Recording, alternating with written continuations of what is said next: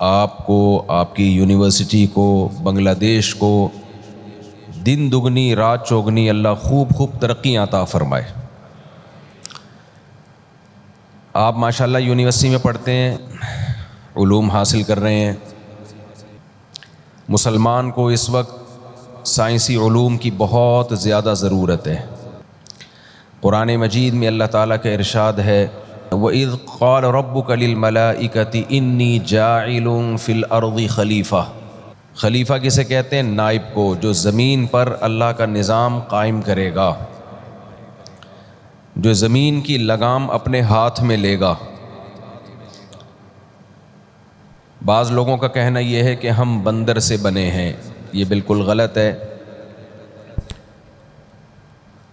میں مختصر سا اس ٹاپک پہ تھوڑی سی بات کرتا ہوں، پھر آگے چلتا ہوں، یہ میرا موضوع نہیں ہے۔ اگر ہم بندر سے بنے ہوتے تو ایسا تو نہیں ہوا کہ بندر رات کو سویا، صبح اٹھ کے انسان بن گیا۔ یقیناً کروڑوں سال لگے ہیں، تو بیچ کی جو نسلیں ہیں بندر سے انسان بننے کی، وہ مارکیٹ میں کیوں نہیں ہیں؟ ابھی میں آپ کے لیے بیان کے لیے آ رہا تھا تو ایک شارٹ کلپ میری نظر سے گزرا، جس میں ڈارون کی تھیوری پہ کچھ تبصرہ کر رہا تھا، تو نیچے کسی کے کمنٹس تھے کہ اس مفتی کو ڈارون کا کیا پتہ، اس مفتی کو ڈارون کا کیا پتہ۔ دیکھو، جو چیزیں ہمارے لیے انتہائی ضروری ہے نا، جن چیزوں کا سمجھنا ہمارے لیے انتہائی ضروری ہے، وہ قدرت نے مشکل نہیں رکھی ہیں، وہ مشکل نہیں رکھی ہیں۔ چند مثالوں سے بات سمجھاتا ہوں۔ میرے اور آپ کے لیے سب سے زیادہ جو ضروری ہے وہ ہوا میں آکسیجن کا ہونا ہے، ایسا ہی ہے نا؟ میرا ساتھ دیں گے نا آپ لوگ؟ ہاں ہوں جی، تو میں سمجھوں گا کہ ہمارے لیے سب سے زیادہ ضروری آکسیجن ہے۔ اب کیا جس کو آکسیجن کی اسپیلنگ نہیں آتی وہ آکسیجن نہیں لیتا کیا ہے؟ جس نے سائنس نہیں پڑھی ہوئی، کیا اس کے پھیپھڑوں میں آکسیجن نہیں جاتی؟ بھائی جاتی ہے آکسیجن، تو آٹومیٹیکلی آپ کی باڈی اس کو لیتی ہے اور کاربن ڈائی آکسائڈ بنا کے نکال دیتی ہے باہر، چاہے آپ کو یہ تھیوری پتہ ہو یا نہ پتہ ہو۔ اس لیے کہ سائنسی ایجادات تو اب ہو رہی ہیں، سائنسی معلومات تو اب دنیا میں عام ہو رہی ہیں۔ جب انسان دنیا میں آیا تو اس کو آکسیجن کی ضرورت تھی، جانوروں کو بھی ضرورت ہے، تو یہ بیسک ضرورت اللہ نے انسان کی پوری کی ہے۔ اس کے لیے سائنس کی بہت زیادہ نالج یا معلومات یا بہت زیادہ راکٹ سائنس کی ضرورت نہیں ہے اس کے لیے۔ کہ آپ کہیں نہیں پہلے مجھے آکسیجن کا پتہ ہوگا، اس کے بعد پھر میں جا کے کتنی کوانٹٹی میں مجھے آکسیجن چاہیے وہ ہوا میں اپنے پھیپھڑوں میں لنگس میں لے کے جاؤں گا، پھر میں نکالوں گا۔ جب تک میں یہ اسٹڈی نہیں لوں گا، پڑھوں گا نہیں، اس وقت تک میں جو ہے یہ کام نہیں کروں گا۔ ضرورت ہے، اللہ نے ہوا میں سب سے زیادہ آکسیجن رکھی ہے، چاہے آپ کو اس کا پتہ ہو یا نہ پتہ ہو۔ اس کے بعد ہمارے لیے سب سے زیادہ ضروری ہے پانی۔ پانی تو بنگلہ دیش میں نے دیکھا ہے، پرسوں جو رات بارش ہوئی ہے، میں نے زندگی میں فرسٹ ٹائم ایسی بارش دیکھی ہے۔ اتنے گھنٹوں تک بارش بارش بارش بارش۔ ہمارے ساتھی جو میرے ساتھ سفر میں ہیں وہ بھی کہہ رہے ہیں بھائی ہم نے زندگی میں ایسی بارش نہیں دیکھی، اتنا پانی برس رہا ہے، اتنا پانی برس رہا ہے۔ وجہ کیا ہے؟ انسان کو آکسیجن کے بعد سب سے زیادہ ضرورت کس کی ہے؟ پانی کی ہے، پانی کی ہے، دل بر جانی کی نہیں ہے۔ نوجوان زیادہ فوکس کرتے ہیں دوسری چیزوں کو، تو پانی جو ہے نا یہ مل رہا ہے۔ تو اچھا، تیسرے نمبر پہ سب سے زیادہ ضرورت کیا ہے؟ خوراک کی۔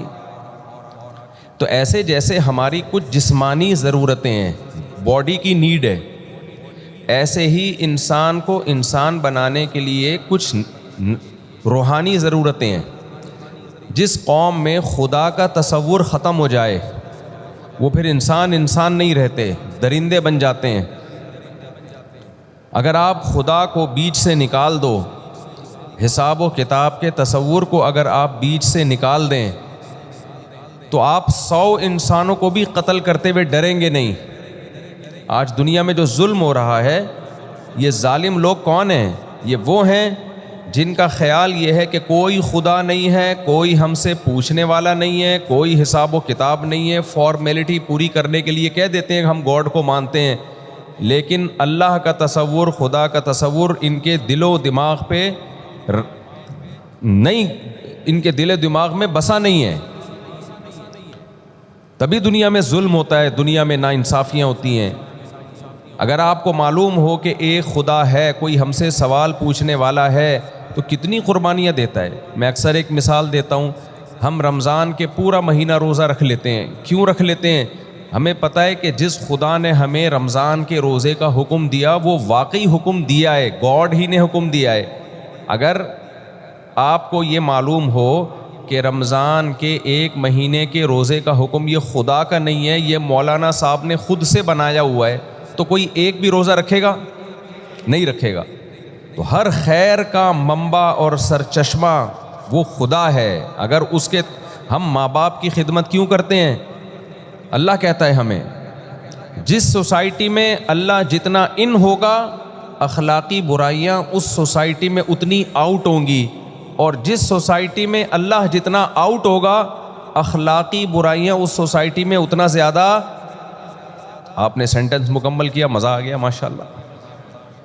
فل ان دا بلینکس ہوتا ہے نا امتحان میں, فل ان دا بلینکس, اس کا مطلب آپ یونیورسٹی میں فل ان دا بلینکس والا پیپر میں 100 نمبر لیں گے انشاءاللہ.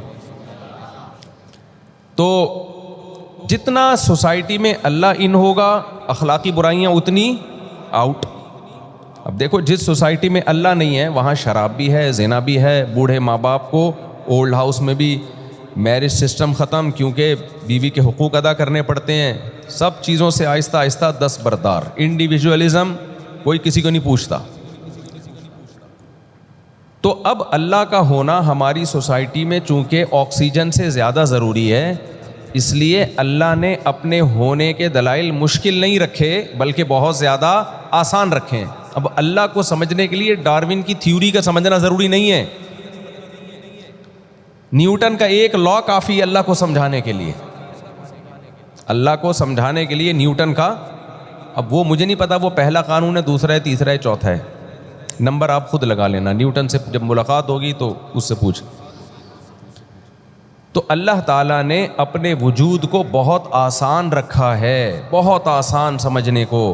بھائی یہ کائنات ایسی چیز ہے جس میں چینجر کے بغیر چینجنگ نہیں ہوتی. تو مجھے بتاؤ چینجنگ زیادہ مشکل عمل ہے یا کسی چیز کا عدم سے وجود میں آ جانا, نہیں تھی اور ہو جانا, یہ زیادہ مشکل چیز ہے بھائی؟ تو جب ایک چیز میں چینجنگ نہیں ہو رہی چینجنگ کے بغیر, تو وہ خود سے وجود میں کیسے آ سکتی ہے؟ 100 دفعہ بھی ڈارون جیسے لوگ پیدا ہو کے مریں اور دوبارہ پیدا ہو کے تھیوریاں پیش کریں, اس کا جواب ڈارون کی کسی کتاب میں نہیں ہے اور کوئی قیامت تک دے بھی نہیں سکتا. سمجھتے ہو کہ نہیں سمجھتے ہو, یہ ہو نہیں سکتا بھائی کہ ایک چیز میں چینجر کے بغیر چینجنگ نہیں ہو سکتی. اور یہ مولانا لوگ نہیں کہہ رہے, یہ سائنس کہہ رہی ہے. یہ مشاہدہ, سائنس نہ بھی کہتی تو ہم خود بھی تو یہی کہہ رہے ہیں نا. نیوٹن نے کہہ دیا جو چیز چل رہی ہے وہ ہمیشہ چلتی رہے گی جب تک کوئی روکنے والی فورس نہ ہو, اور جو رکی ہوئی ہے چلتی رہے گی جب تک کوئی اس کو چلانے والی فورس نہ ہو. اگر نیوٹن یہ نہ کہتا تو بھی ایسا ہی تھا. کیا خیال ہے بھائی؟ نیوٹن اگر یہ نہ کہتا تو بھی کیا تھا؟ ہم تو دیکھتے ہیں بچہ صبح پڑا ہوا ہوتا ہے, جب تک ٹھڈے مار کے اٹھاؤ نہیں پڑا رہتا ہے. وہ جو سست لوگ ہوتے ہیں رات کو سوتے ہیں, صبح نہیں اٹھتے, ابا آ کے نماز کے لیے, کالج کے لیے, یونیورسٹی کے لیے اٹھاتے ہیں تو اٹھتے ہیں. تو چینجر کے ساتھ چینجنگ ہوئی نا. کیا خیال ہے بھائی؟ وداؤٹ چینجر نہیں ہوتی چینجنگ. تو اب جس کائنات میں چینجر کے بغیر چینجنگ نہیں ہو سکتی, تو کریٹر کے بغیر کریشن کے عمل سے بھی وہ نہیں گزر سکتی. چینجر ہلکی چیز ہے, چینجنگ ہلکی چیز ہے. تو اس لیے زیادہ یہ جو لوگ کمنٹس کر رہے ہوتے ہیں, مفتی صاحب کو اللہ نے اتنی کھوپڑی دی ہے کہ مفتی صاحب خود بخود نہیں بن سکتے.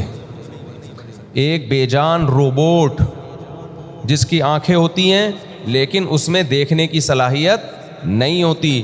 اس کے کان ہوتے ہیں، اس میں سننے کی صلاحیت نہیں ہوتی، زبان ہوتی ہے، اس میں بولنے کی صلاحیت نہیں ہوتی، اس میں پروگرام انسٹال کیے جاتے ہیں، بٹن دبائے جاتے ہیں۔ ایک روبوٹ تھا، وہ سچ بولتا تھا، چلو پھر لطیفہ آخر میں سناؤں گا، اس میں پروگرام انسٹال کیے جاتے ہیں۔ میں نے اے آئی سے پوچھا مفتی طارق مسعود اس وقت کہاں ہیں؟ اس نے کہا کراچی میں۔ میں نے کہا شرم نہیں آتی پھینکتے ہوئے؟ بھائی اے آئی آرٹیفیشل انٹیلیجنس یقیناً بہت انٹیلیجنس ہے، بہترین انٹیلیجنس ہے، لیکن اس میں فیڈ کون کرتا ہے؟ انسان کرتا ہے۔ تو جتنی سائنسی ایجادات ہیں یہ انسان سے زیادہ عجیب و غریب نہیں ہیں، لیکن ان کا کوئی نہ کوئی موجد ہے، کوئی نہ کوئی کریٹر ہے، یہ خود سے کروڑوں کھربوں سال میں بھی نہیں بنی۔ انسان کیسے بن سکتا ہے؟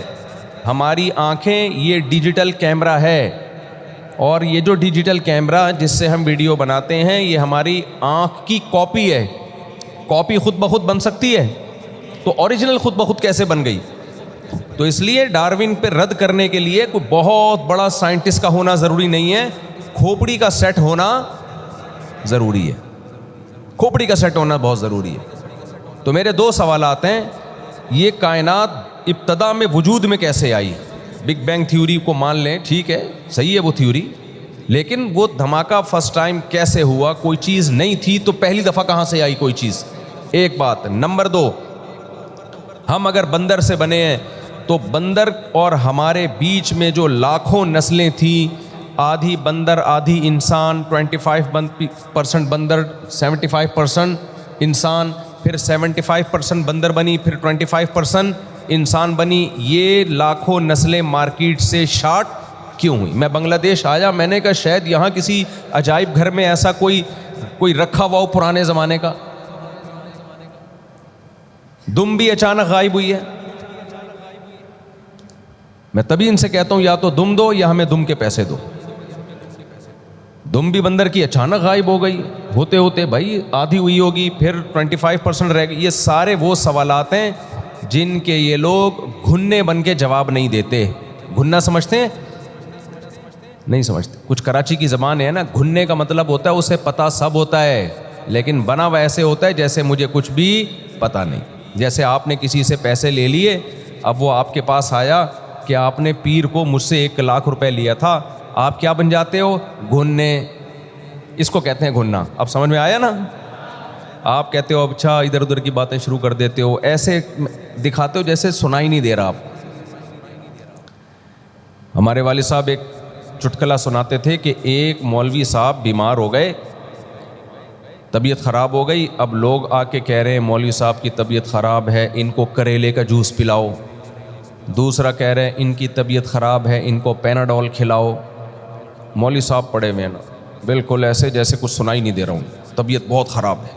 ایک نے کہا مولانا صاحب کو دودھ جلیبی کھلاؤ۔ ایک دم مولانا صاحب کی ایک آنکھ ایسے کر کے، ٹھیک ہے، اس سے پہلے کیا بنے ہوئے تھے؟ گھننے، سنائی نہیں دے رہا۔ تو اللہ تعالیٰ نے اپنے وجود کے دلائل مشکل تھوڑی رکھے ہیں، بہت آسان رکھے ہیں۔ الم نجعل لہ عینین، اللہ کہتے ہیں کیا میں نے تمہاری 2 آنکھیں نہیں بنائیں؟ یہ دونوں آنکھیں خود بخود بولو نا نہیں بن سکتی۔ ولسانا وشفتین، کیا ہم نے زبان نہیں بنائی؟ یہ زبان میں آپ مختلف چیزیں رکھیں، کیسے ایک ایک چیز کا ٹیسٹ بتاتی ہے۔ زبان کو آپ کاٹ کے دیکھیں تو کچھ بھی نہیں ہے اس میں، کوئی سافٹ ویئر آپ کو انسٹال ہوئے ہوئے نظر نہیں آئیں گے اس میں۔ وَلِسَانًا وَشَفَتَيْن وَهَدَيْنَاهُ النَّجْدَيْن، اللہ کہتے ہیں ہم نے انسان کو عقل اور شعور دیا یہ سمجھانے کے لیے کہ اتنی ساری چیزیں انسان کی باڈی میں فٹ کر دیں تاکہ وہ اپنے بنانے والے پر ایمان لے کر آئے کہ میں خود بخود نہیں بنا بلکہ مجھے کسی نے بنایا ہے۔ لیکن اللہ کہتے ہیں وَهَدَيْنَاهُ النَّجْدَيْن، پھر ہم نے 2 راستے اس کو دکھا دیے، ایک گمراہی کا راستہ جس میں خدا کا انکار، خدا کے پیغمبروں کا انکار، جس راستے میں شراب حلال، جس راستے میں بدکاری اور زنا لیگل اور جس راستے میں ماں باپ کو اولڈ ہاؤس میں جمع کرانا لیگل، جس راستے میں رشتہ داری توڑنا لیگل، جس راستے میں تمام قسم کی ڈرگس اور نشہ لیگل، جس راستے میں خدا کی عبادت کا کوئی تصور نہیں، جس راستے میں اگر کوئی خدا کی عبادت کرتا بھی ہے تو اس کے ساتھ پتھروں کے بنے ہوئے بتوں کو شریک کرتا ہے، مخلوق کو شریک کرتا ہے، یہ تمام راستے گمراہی کے راستے ہیں جو آپ کو جہنم کی طرف لے کر جاتے ہیں۔ اللہ کہتے ہیں میں نے انسان کو دیکھنے کے لیے آنکھیں دیں، سننے کے لیے کان دیے، سوچنے سمجھنے کے لیے دل و دماغ دیے، تاکہ وہ یہ سوچے وَهَدَيْنَاهُ النَّجْدَيْنِ، وہ اپنے اختیار سے دونوں راستوں میں سے ایک راستے کی سلیکشن کرے، ایک راستہ برائیوں والا اور ایک راستہ نیکیوں والا۔ اب یہ ڈھاکہ یونیورسٹی کے جو اسٹوڈنٹس ہیں، طلباء اور طالبات ہیں، ان پر ڈیپینڈ کرتا ہے کہ وہ ان آنکھوں کا صحیح استعمال کر کے، کانوں کا اور کھوپڑی شریف کا صحیح استعمال کر کے سیدھے راستے کا انتخاب کرتے ہیں یا برے راستے کا۔ اللہ نے کہا سیدھا راستہ، برا راستہ کیا ہے وہ میں نے بتا دیا نا، شراب کا راستہ، ماں باپ کو ستانے کا راستہ، زنا کا راستہ اور اللہ کی عبادت سے جان چھڑانے کا راستہ، یہ سب شیطان کے راستے ہیں۔ دوسرا راستہ کیا ہے؟ خدا پہ ایمان لانے کا راستہ، کہ کوئی رب ہے جس نے مجھے بنایا ہے۔ آپ اس رب پہ ایمان لاتے ہو کہ نہیں لے کر آتے؟ بولو نا کیا ہو گیا؟ ہم خود سے نہیں بنے، ہمیں کسی نے بنایا ہے۔ اتنا کافی نہیں ہے، اللہ کہتے ہیں سیدھے راستے کی ڈیفینیشن میں یہ بھی ہے کہ بنانے والے کا بنی ہوئی مخلوق سے ریلیشن بھی ثابت کرو۔ بعض لوگ کہتے ہیں خدا نے بنایا، بنا کے چھوڑ دیا۔ کیا خیال ہے؟ انگریز بھی خدا کو مانتا ہے کہ نہیں مانتا؟ بہت سے مانتے ہیں۔ کتنا مانتے ہیں؟ وہ کہتے ہیں اوہ مائی گاڈ۔ بس جب انگریزوں کو کوئی ٹینشن ہوتی ہے تو کیا کہتے ہیں؟ اوہ مائی گاڈ۔ اس سے زیادہ انگریز کا اللہ سے ریلیشن ہے نہیں۔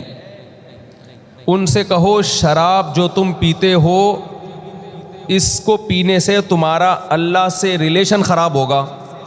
گورا کیا کہے گا؟ اوہ مائی گاڈ، کیسی باتیں کر رہے ہو۔ وہ پیتا رہے گا، کہے گا خدا کا ریلیشن کیا ہے؟ What is who is God?